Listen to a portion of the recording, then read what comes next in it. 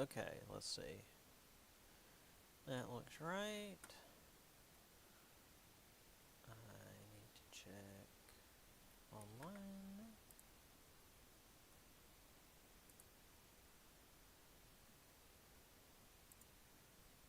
Okay, cool. Let's pull back. Okay. So,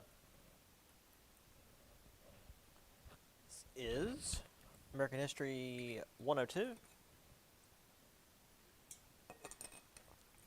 post 1877, although really post 1865. Um,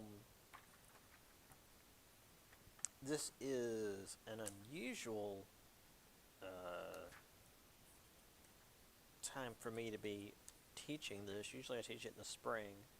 And then also this is the third block, which is new for the semester. So, you know, give me a little leeway. We'll figure it out. All right. So, as far as I'm aware, this class is hybrid. As far as I've been informed. So, I will be posting this online. Obviously, those of you that see this are getting it online. Um, it is a hybrid course, so if you want to come in and physically take the class, so what is it, 11:30 to 12:45, Monday, Wednesday. So, you know, if you're able to, you're welcome to. Anyway, for those of you who have never had me, which I don't recognize any names, I don't think. I don't think you've ever had me before. So, let's get into what you can expect from this class. I am Professor Holt, Mr. Holt. Riley. I don't care what you call me. So especially for this course, because while I'm not an American historian by trade, this is certainly my favorite part of American history. Um, at least later towards the end of the semester, as we get into like American imperialism and kind of the lead up to World War One. I mean, the World Wars are certainly interesting. My grandfather fought in World War Two, but the late 1800s, early 1900s are kind of a strange time for America that we don't really talk about, and so therefore I'm going to talk about it a lot. Um, so I'm going to have some off-color humor. This is hopefully something that you can handle. We had a wireless clicker here, and I think somebody took it. Oh, let me make sure I didn't take it. I did this last class, but I didn't look as fully as I could have, because I will feel bad if I ended up being the one that took it home. Nope, it's just... Oh, did I put it in here?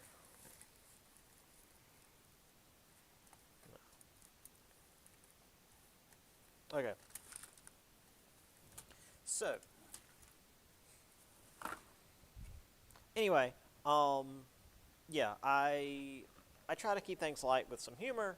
Um, it may not always land because every day I'm getting older and less in touch with what's humorous.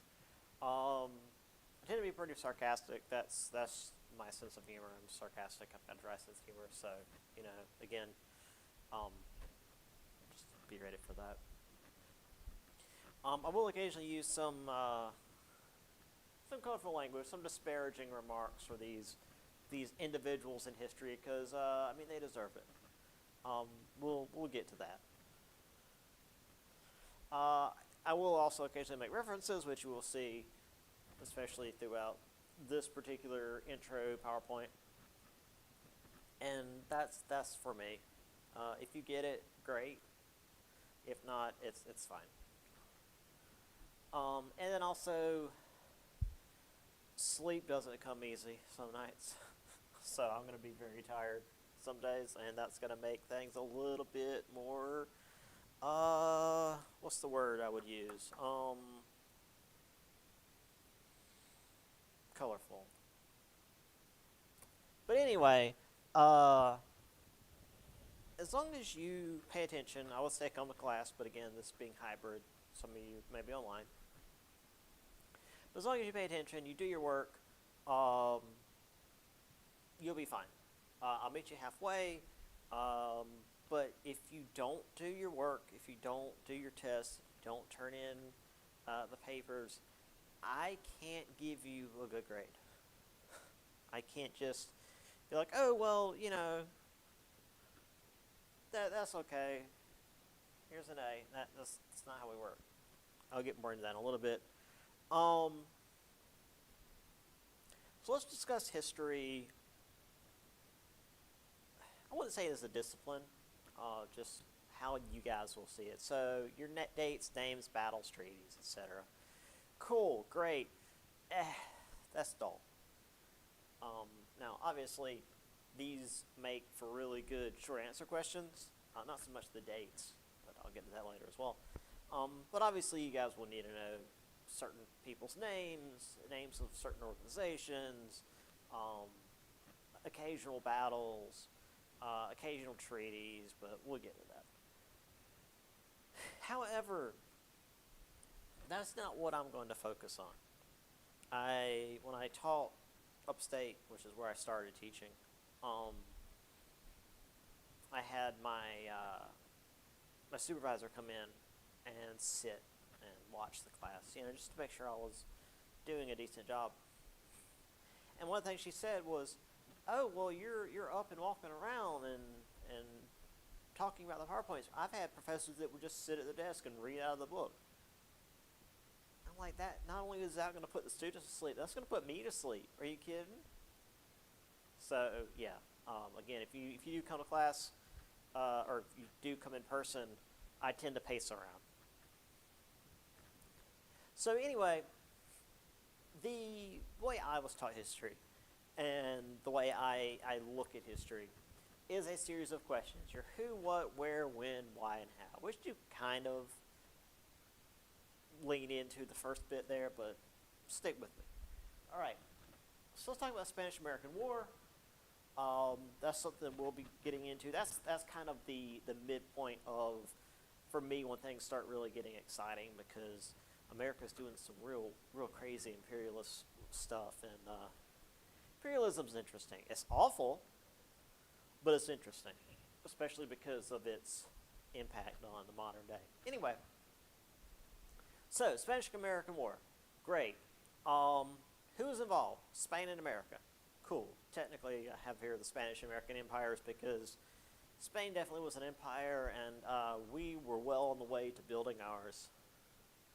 What happened? They had a war. Cool. Easy so far. Where? Most of what we talk about with the Spanish-American War was in Cuba. This was the Cuban War for Independence. We also called it the War of 1898. Can you guess when that occurred? Well, yeah, speaking of which, when? 1898. Anyway, there were some other islands we're going to talk about, particularly the Philippines.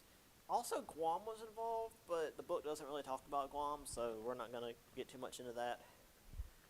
But once again, there's more to it than just Cuba. Anyway, when it happened, 1898, I'm not super worried about that. There will be maybe one or two dates that I want you guys to know, like per test. And I will be real obvious when we get to that point in the PowerPoint. Be like, man, you guys, this is like an important date. Maybe you guys should remember. Yeah, but for the most part, when I have dates on the PowerPoint, it's going to be just because I like timelines. I like having a timeline in my mind, especially because the way the book does. It goes from, let's say, 1865 to 1890. And then the next chapter is also 1865 to 1890, but rather than the East Coast and Reconstruction, it's happening like out west. So it's the same time period, just a different part of the country. That sort of thing. Anyway, Okay, the why and how. Why did we go to war? How did the war occur? What led to it, right?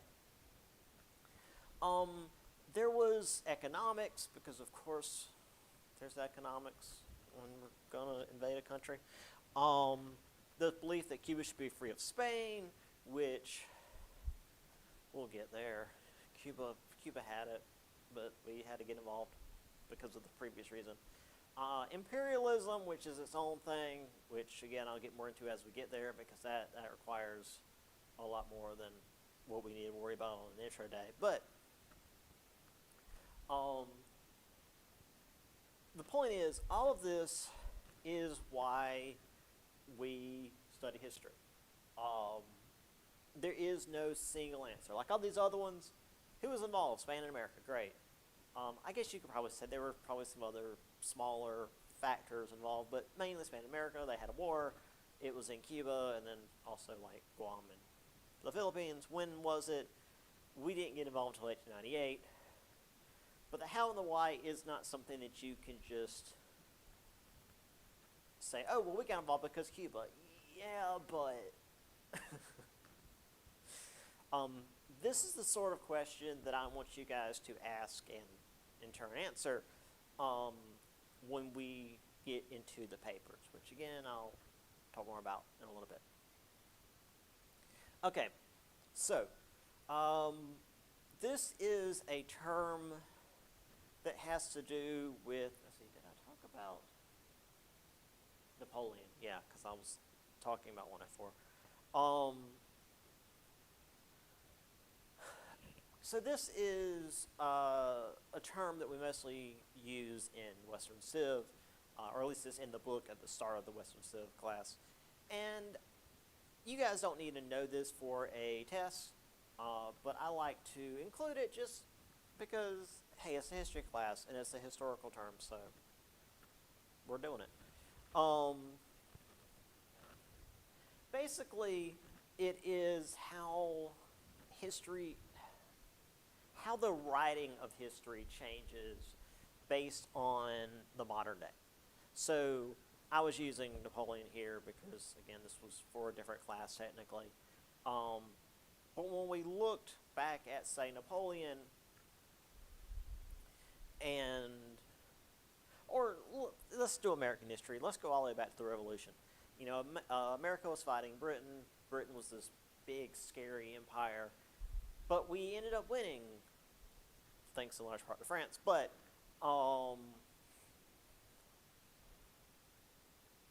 we would then compare Britain to the Soviet Union somehow and say, well, you know, we were able to defeat Britain when it was so much more powerful than us, and we are pretty much on par with the Soviet Union. In a lot of ways, we were more powerful than them. In some ways, they were better than us in some technologies, but by and large, America was stronger than the Soviet Union. But anyway, because nukes were scary, we're like, oh, well, you know, we won over a more powerful foe. We'll certainly be okay with this. Nowadays, when you look back at history, social equality is like a big thing because it's still not across the board for some reason. And so you can look back at, and again, I'm using Napoleon here, but if we use American history, we can say, you know, oh, well, was America better off under, say, Britain, or was it better off, or not America, but like women and lower class citizens, and of course, you know, slaves, were they better off under Britain or under America? And considering one of the tactics that the British used in this American War for Independence was to grant slaves their freedom if they fought for the British, yeah, in some cases, America wasn't the best choice for some people. All that said, this obviously doesn't change what happened in history because it's already happened, but it does change why things happen, at least the way we view them, or it changes, you know, our focus when writing about history and when studying history, which again we'll get more into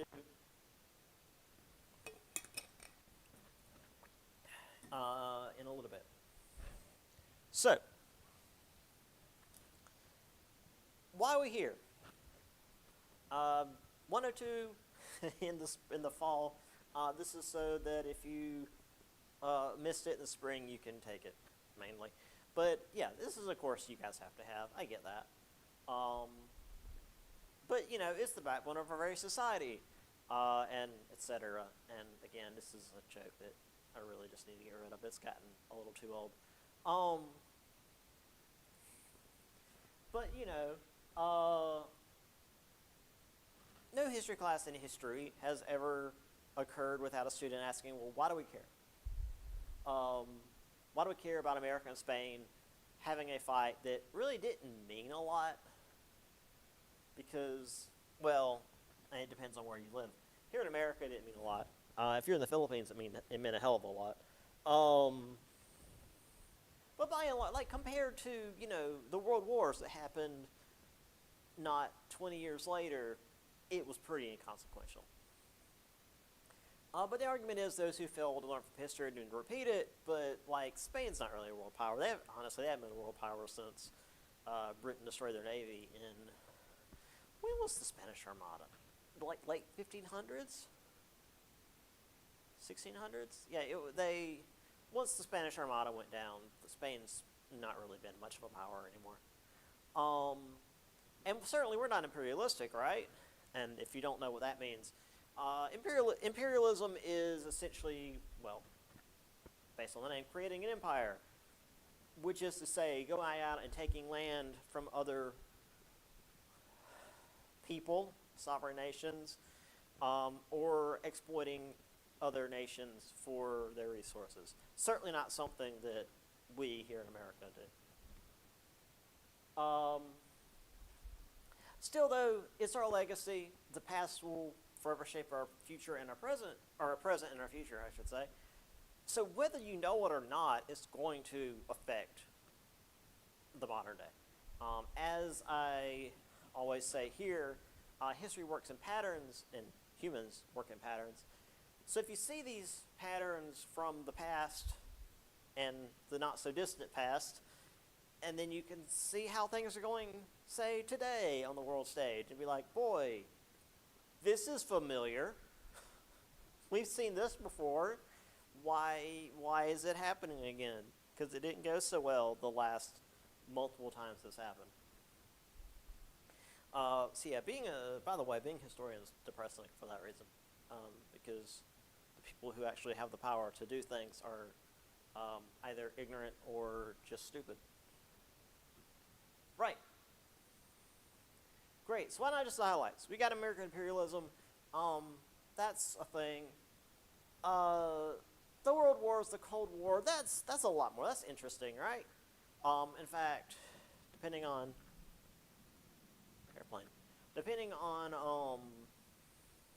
how quickly we're able to get through the material, I might have a video for you guys at the end of the semester on like the Cold War. We'll see how that works. But however, with American history, and one of the reasons why I prefer European history to American history, is because we're focusing on a single nation that's barely been around 200 years, realistically speaking. There's a lot of politics. There's a lot of acts and laws, and honestly, this class, a good chunk of it is like big businesses in the Gilded Age, and like the rise of labor unions and the clash there. I mean, like literally people getting shot. But like that's not the world wars. That's not guys going over and fighting in the trenches or whatever.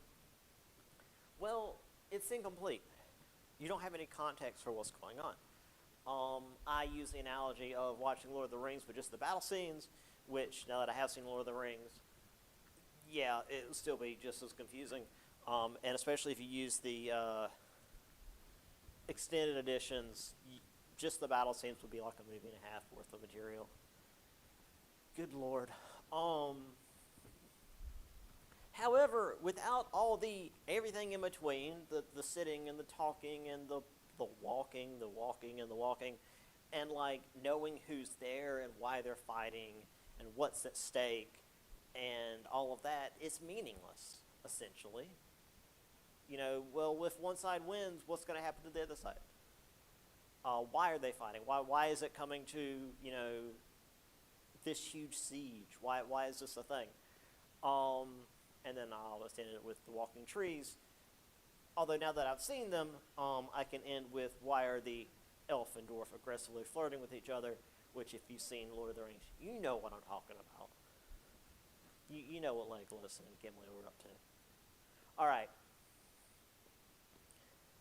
However, all that said, and as I've said earlier, history follows patterns.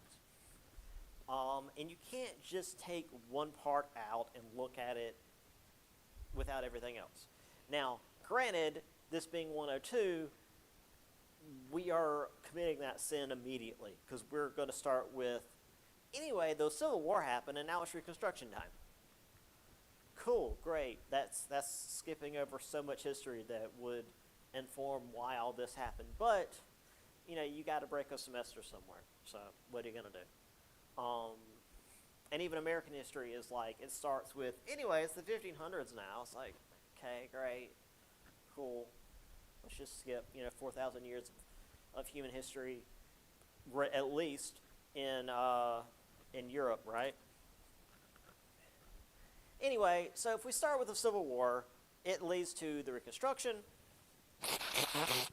or I should say, it leads to the destruction of the South's economy, which led to Reconstruction.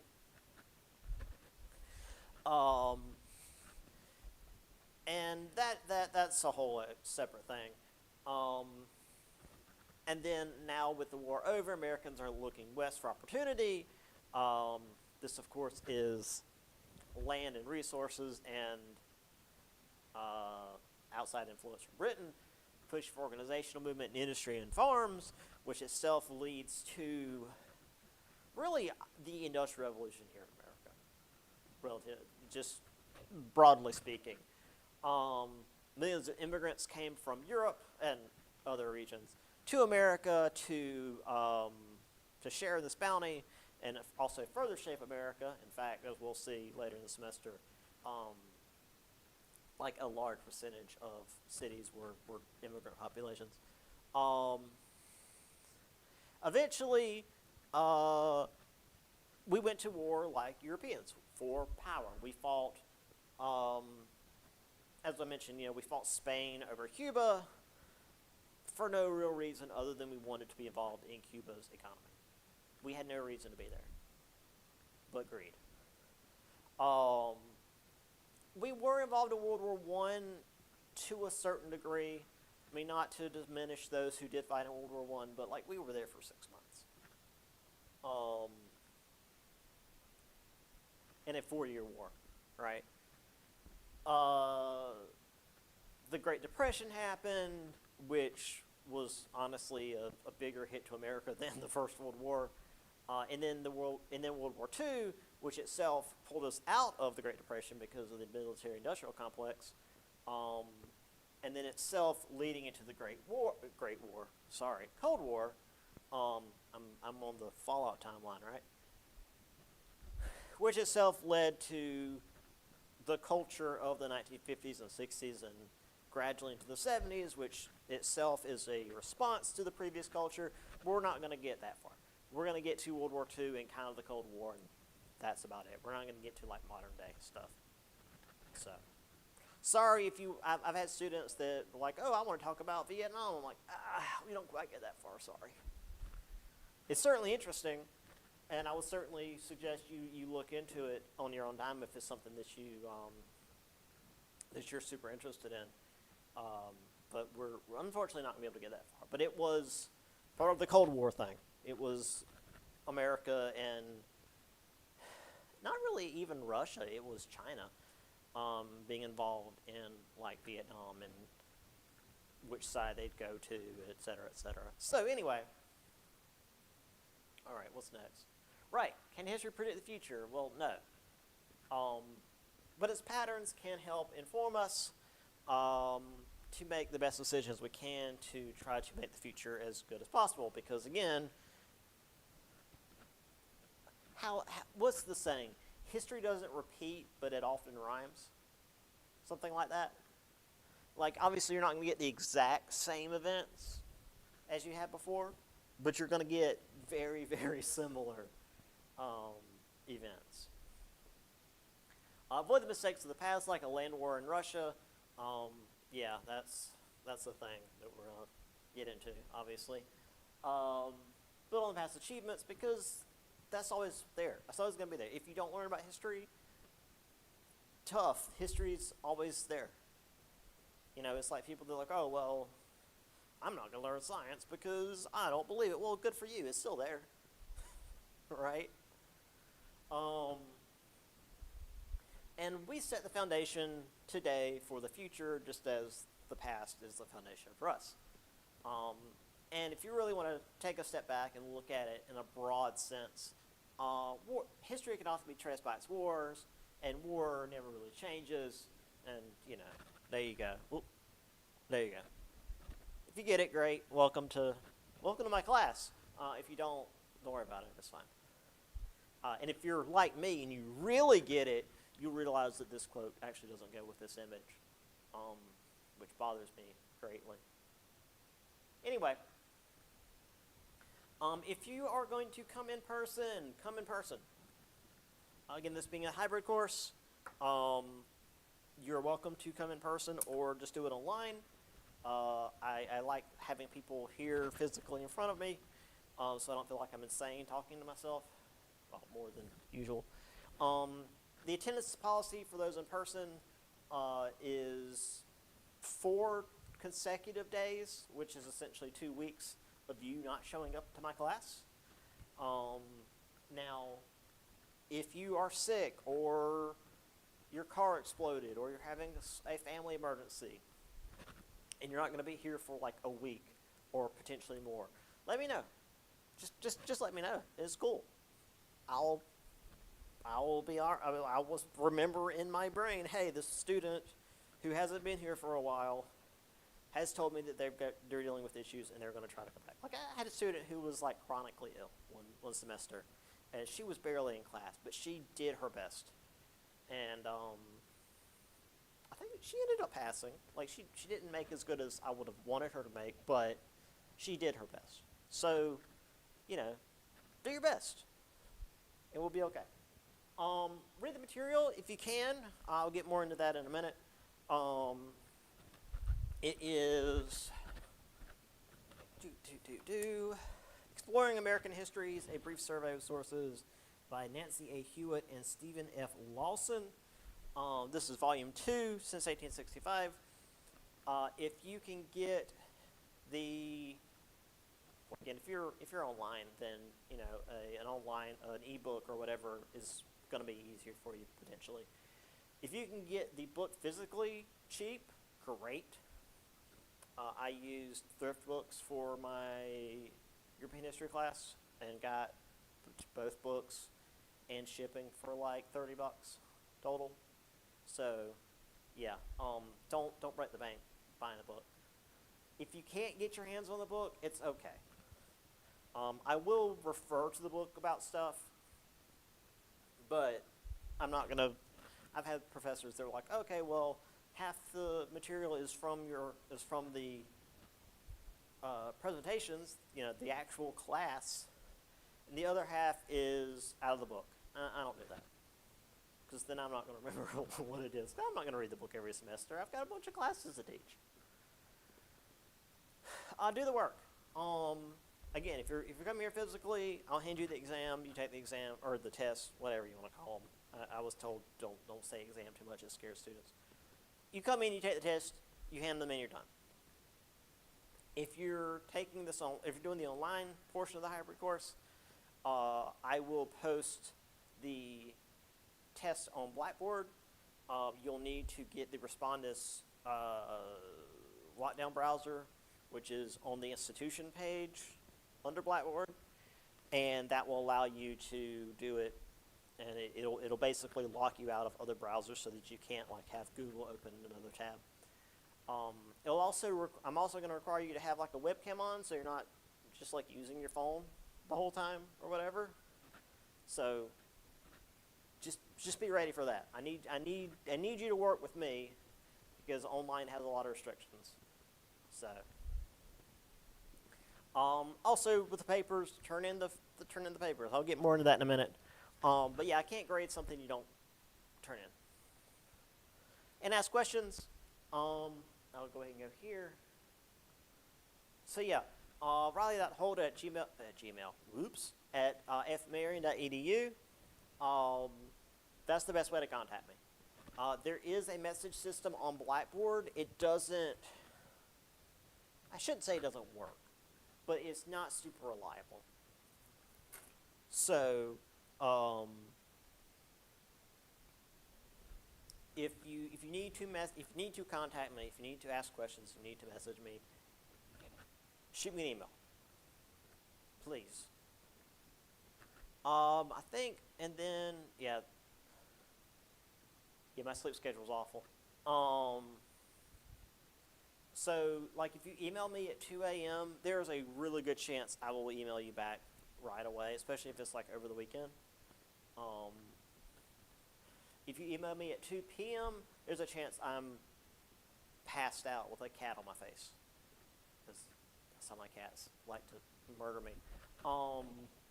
So, like, I will get back to you as soon as possible. But just be aware my sleep schedule's weird. But if you do need to email me in the middle of the night, cool, go ahead. I might get it right away. So, yeah, no worries. All right. And then, no.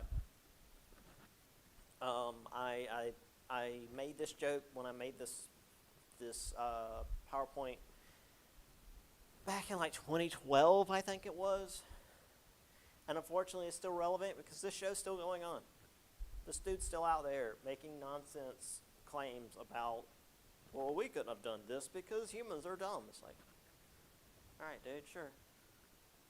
Like, before it was, it's the pyramids and all these ancient structures because people couldn't cut rocks and put them into a stack. And now it's apparently like the Founding Fathers couldn't have written the Declaration of Independence. That was surely aliens. Like, what? How? So yeah. Anyway, I don't need to get off on that. I will rant. Okay, real quick. Let's go over the syllabus. Oh, I'm getting lightheaded from pacing around. Is this the correct syllabus? Yes. All right, let me duplicate. Excuse me. And oop. Cancel. There we go. I don't know what you folks online are seeing, but it's probably not great. I apologize. Let me get this adjusted. Is that correct? Yes. Okay. Ta-da. All right. Here is the syllabus, which should already be up on Blackboard. By the time you see this, by the time I post this link on Blackboard for you to watch the video, unless you're seeing it live, in which case, how'd you find my YouTube page? Anyway, here's the syllabus. There is my email address again. I'm pointing at the screen like you're in here looking at it. Now, this syllabus was originally written by a professor who is way more intense than me. So for some of it, you can relax a little bit. Yeah, many of your questions can be answered by referring to this document. I mean, yeah, but also if you have any questions, you can ask me. It's cool. I got an email. I wonder what that one was about. If it's anything important or if it's telesystem. Okay. So there's our course description. Here again is the book. If you do want to get your hands on the book, great. Don't worry about first edition. that's just what I got because that's what was given to me. This one was given to me when I was working upstate at Tri-County Tech. Um, so that's what I have. If you can get your hands on a book, and again, I strongly suggest it. Not required, but it helps.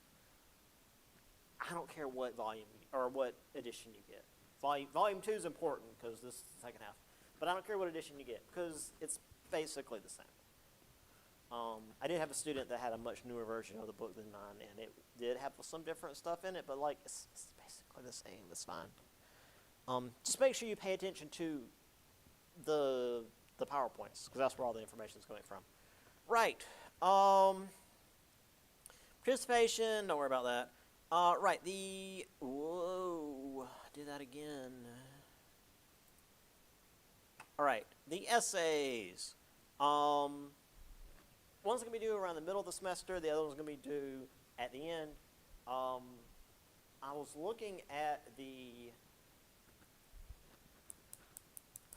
calendar before class started, and our fall break isn't until like the first part of November. But that also means that you would only have like 2.5 weeks before the next paper because our class ends. Well, hold on. Let me pull it up. I'll show you exactly what I'm talking about, even. That's my thing. Right, so, October, so there's fall break, Monday and Tuesday. What? It's beeping. Hello? Okay. Anyway, so yeah, fall break is the first part of November. So you would turn it in, so I would have you turn it in like at the end of October. But then here's Thanksgiving break. And then after that, we have a week, and then the class is over. This is going to be just like review stuff. So I would want you to turn it in before Thanksgiving break so that I can grade them over Thanksgiving break. So that would give you 20 days, 21 days, or 19 days, 20 days. So not quite 3 weeks. So I might have it a little bit earlier, but we'll see. It'll be in October regardless, so you have time. Anyway, back to this.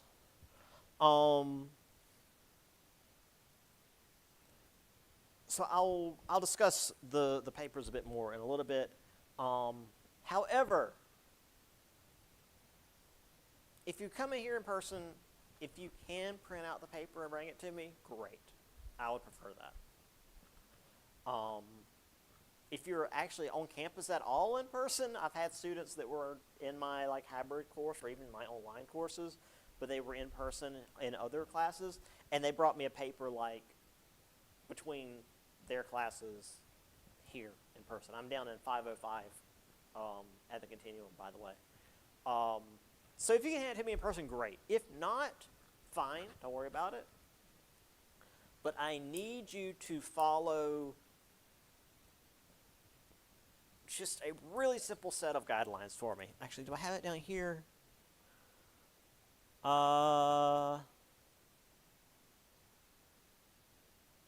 Here. I need Word or PDF documents. I need them attached to the email.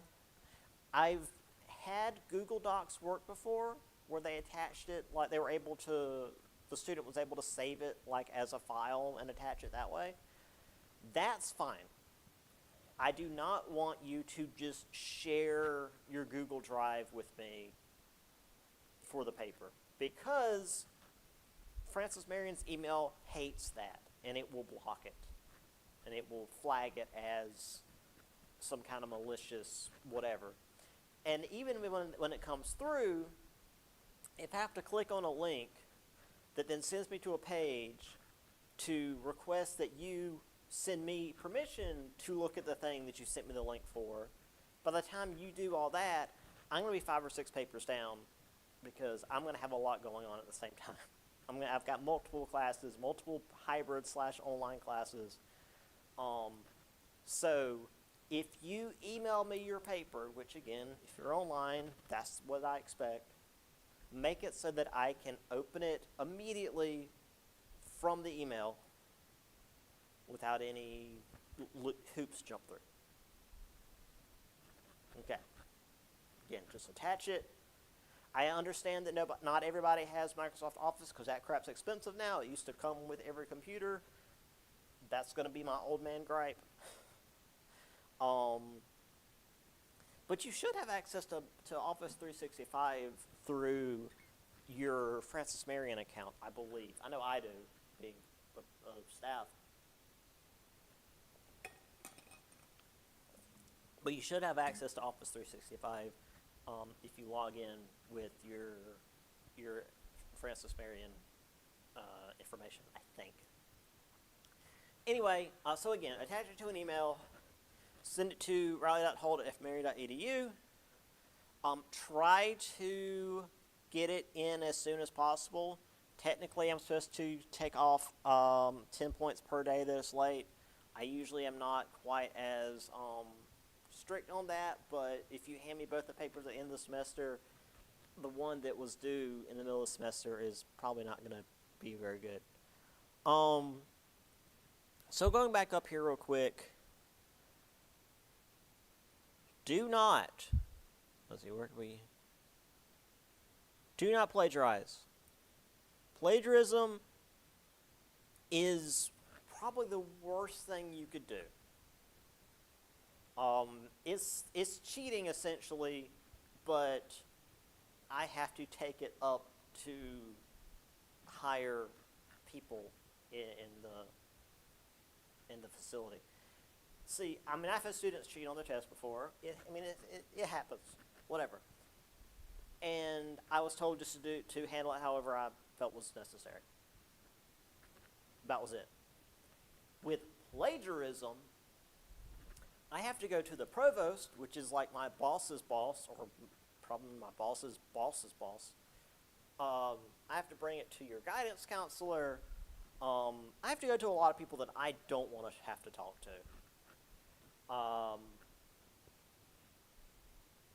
So, right, real quick, plagiarism is basically copying ideas that aren't yours and not citing it. Because when you write a paper, especially a research paper, I expect you to use information that's not yours. That's how you do a research paper. But when you put someone else's information in your paper, you have to say this is where you got it from. So at the end of, say, a sentence or a paragraph, or especially a quotation, if you quote something from somebody, at the end you put in parentheses that author's name. The old school was the author's name and like the page number, but obviously a lot of you are going to be using online sources, which is fine. Just use the author's name.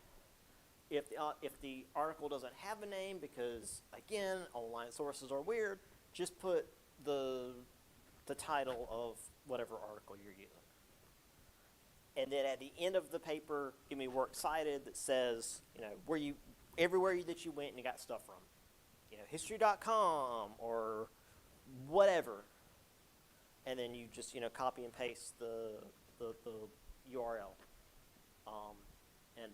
It's like history.com and the name of the article and if there's an author and the URL. You guys should have, I'm sure there's programs now that show you how to do that. Because, and I'm not going to look at it and be like, oh, you missed a comma here. That's technically plagiarism, which it technically is, but I'm not going to do that. Like, you put forth effort, cool. You did your job. This is a survey course. This is an early, we're figuring things out as we go course. It's fine. Now, back to what happens if you do plagiarism. And it's not just you take information from somewhere and you don't cite it correctly. I had 3 separate students give me the exact same paper. That's plagiarism. I had a student who copied and pasted an entire article off the internet and gave it to me as if it was theirs. That's plagiarism. So, a series of things happens when you do this. The first and thing that is completely unavoidable is you fail the assignment. You get a 0. No ifs, ands, or buts. You don't get to retry it. You don't. It's gone. It's a 0. Now, I will allow that 0 to be dropped because of how I do things, which I'll talk about in a minute. A lot of professors won't. So it will hurt you bad. However, that's not the worst of it. Technically, you could potentially be pulled out of the class entirely if you plagiarize, because that's academic dishonesty. It's the closest to doing something illegal you can do when it comes to being in class and writing papers. Technically, you could also be pulled out of the continuum for plagiarizing. Now, this would be if you've done this multiple times and you're clearly not learning your lesson. You're no longer welcome in the continuum. But we're still not done. If you are someone who does this a lot and has been caught, you can be blacklisted and not allowed in any college, ever. It goes on your permanent record, and whenever you apply to a college, they pull up your file, and they see, oh, this person has multiple counts of plagiarism on their file. No. Doesn't matter what you make. Doesn't matter if you're, perfect 4.0 or whatever the highest is now. I've heard higher than that for some reason. Yeah. Plagiarism will destroy you. Don't do it. Also, it stresses me out because I don't want my students to be in trouble. I'm salty like that. I don't want y'all to be in trouble. So don't do it. Just cite your stuff. And if you're not sure about it, ask me. If you're not sure about it, ask. I'm sure we have a writing center at Francis Marion. I'm sure you have something at your own school. They could look it over and help you out. Like I said, there's programs online. You can only do this if you mean to. At least my level. Once you get up to higher level stuff, then you really need to pay attention. Anyway, if you have a disability that qualifies you for academic accommodations, talk to the Office of Counseling and Testing, and they will let us know. Again, that's mostly for students in person. We can set you up in the testing center if you don't want to take the test in here. It'll give you extra time and not have anybody around you. But also, like, if you take the test in here, you have the entire class period. And most students are done in like 15, 20 minutes. So, like, I've had students who had academic accommodation for that sort of thing. Like, they needed extra time for their test. And they usually just would stay in the room and just take most of the class period for it. And that's fine. Because when you're done with the test on test days, you hand it in and you go. For you online folks, I already talked about that. The Blackboard and Respondus and all of that. I will give you a week on that, but you need to get it done. And I give you a week because, I know schedules are weird. You might have, a basketball game or something. I don't know. My sister's kids are always busy with stuff. Maybe you got sick. Maybe your internet died. Maybe Blackboard's being stupid, which is something that you're always going to need to be prepared for. Is Blackboard not working? You need to always prepare for that. Like, if you drive, right, and you're going somewhere, and you always plan for, okay, well, how much traffic? We need to prepare for traffic. Like, if there's no traffic on the road, it's only going to take 10 minutes. But if there's a lot of traffic, it's going to take like 30 minutes or an hour even. Blackboard is the traffic. Blackboard is something you need to always be ready for because it's always going to be there, and it's always going to be difficult. Okay. Anyway, here is my addendum. I don't really have an office, so if you have any questions, let me know. Again, if you're here in person, you can ask me before class, after class, or during class. Just ask questions. if you need to contact me online, just shoot me an email. Like I said, Blackboard has a message system. It sucks. You're welcome to use it, but I may not get back to you immediately. Right, there will be 4 exams, which is to say 3 tests and then the final, and the two essays. They're all weighed the same, which means that you might have, I'm sure you've heard horror stories about college where it's like, oh, well, if you fail the final, you fail the entire class. No, unless you're already failing the class, in which case I can't help you. But for me, they're all weighed the same. The final exam is just another test. The exams are 50 questions, mostly multiple choice, some short answers, which are just like, for example, we talked about the Spanish-American War, and I say, hey, what was the main location where the Spanish-American War happened? And you would say Cuba. That's it. That's the short answer. I don't know what high schools have been doing to you guys where I have students like write the entire question out and then give me the answer. You don't have to do that. Just give me the answer. That's all you got to do. Oh, sorry. I forgot something, and this is very important. Back to plagiarism. I know we already talked about that, and it's awful. Using AI is plagiarism. Period. The way AI works is plagiarism. It goes around and it scrapes information from other parts of the internet, brings it together, and puts it in a format that is easy to digest and often wrong.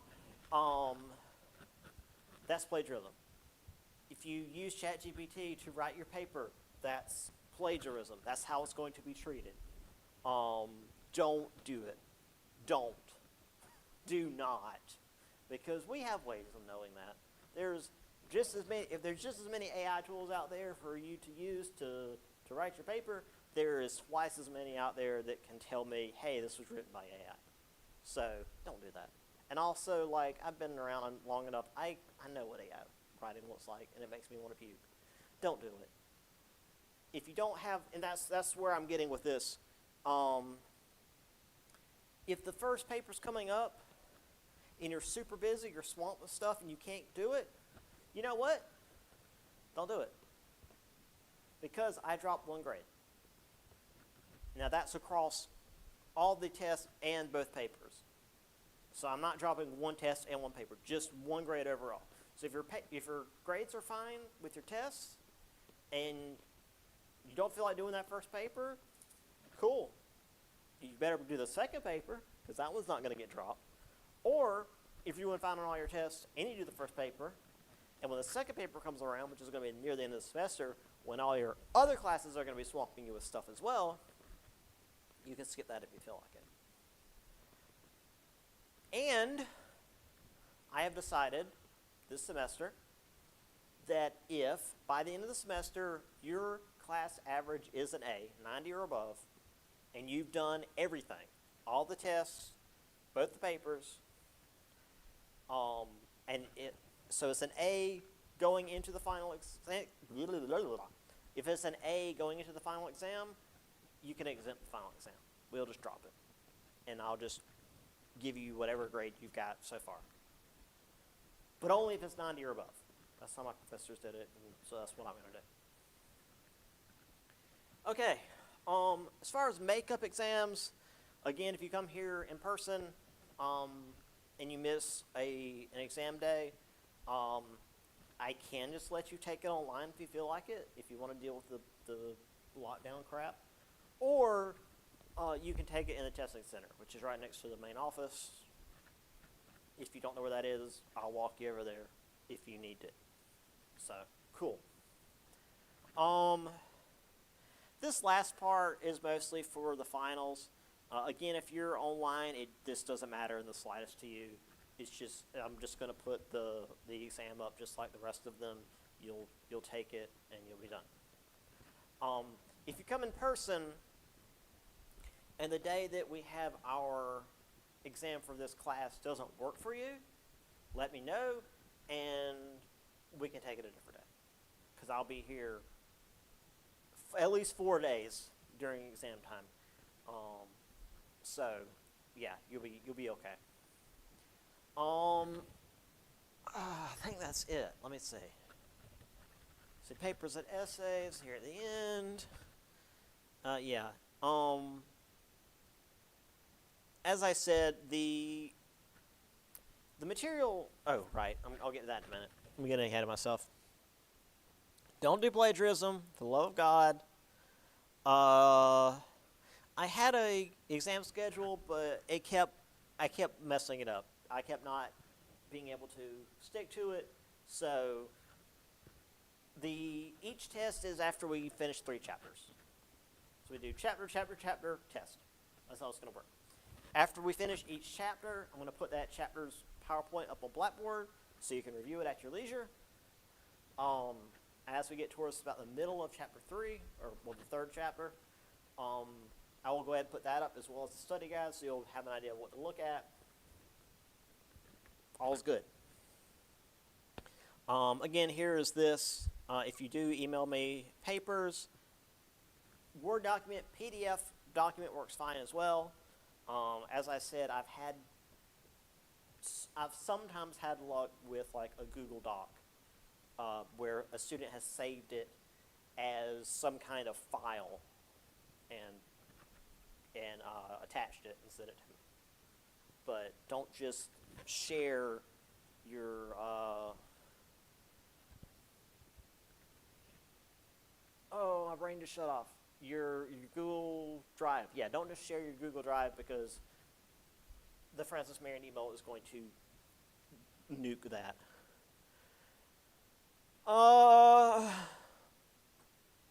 Also, I'm going to be getting a lot of emails at the same time. So just be patient when you do send it in. It'll take me a while to get there. Once I get it graded, I'll put the grade up on Blackboard.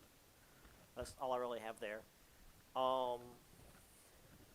And then this is more about in-person stuff. Yeah, that's about it. Oh, wait, one more thing. One more thing. If you get that, that was a deep cut. All right. Syllabus. Do I not have the paper topic? Here we go. All right. Obviously, it's not due March the 12th. I'm going to change that date once I figure out exactly when I want to do it. The default topic for the first paper is westward expansion, which is like the 2nd chapter we do for this semester. And you can tell me what thing you think is the most important thing that led to Western migration. And that's an open question. You know, you can say that it was the gold rush, which is correct.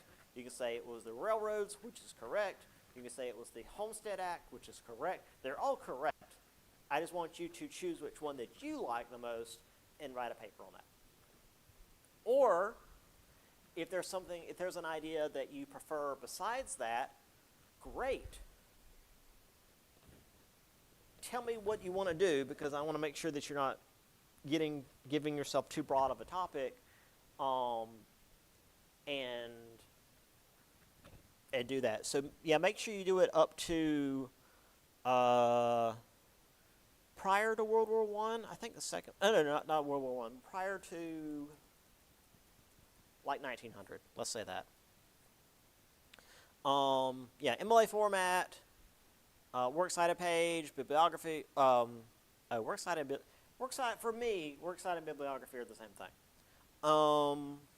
If you want to do something else, that's great, but let me know, so I can let you know if like that's a good idea. Because I've had some students that like went really broad, and they overwhelmed themselves. Again, if you're turning it online, which is going to be most of you guys, send it to my email. Again, as an attached document, preferably Word or PDF. Again. I've had okay luck with like Google Docs, but preferably one of these two. 2-3 pages double spaced.